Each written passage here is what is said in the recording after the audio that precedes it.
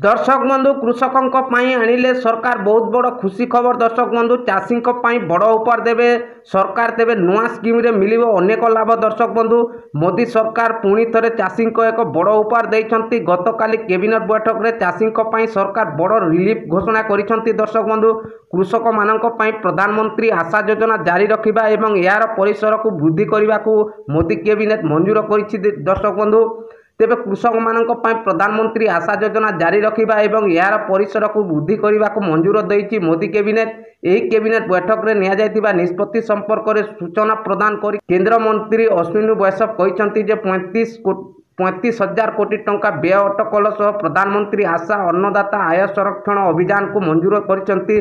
तेबे दर्शक बंधु पीएम आशा योजना कौन आसंतु जानिबा। प्रधानमंत्री आशा योजना जारी रखा सरकार निष्पत्ति नहीं।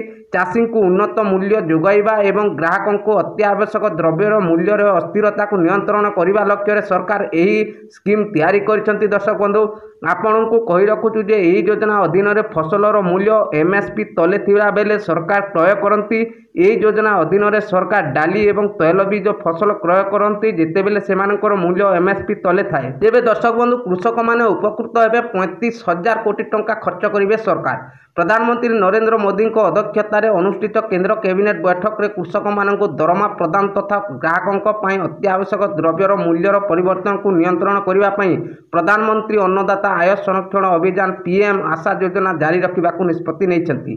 तेबे दर्शक बंधु 2025-26 पर्यंत 15तम अर्थ आयोग समय मोट आर्थिक खर्च 35 कोटी टंका हेब और कृषक एवं उपभोक्ता को अधिक दक्षतार सह सेवा करने सरकार मूल्य सहायता योजना पीएसएस एवं मूल्य स्थिरता पांठी पीएसएफ योजना पीएम आशा एकीकृत करिसंती।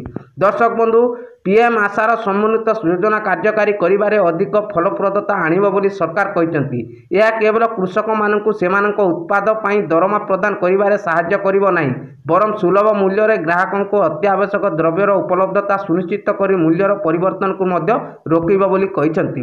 तेबे दर्शक बंधु पीएम आशा वर्तमान पीएसएस पीएसएफ मूल्य ह्रास पेमेंट स्कीम पीओपीएस एवं मार्केट इंटरशिप स्कीम एमआईएस उत्पादन गुड़ी को अंतर्भुक्त कर। तेबे दर्शक बंधु ये थिला कृषक मानक पई बहुत बड़ खुशी खबर।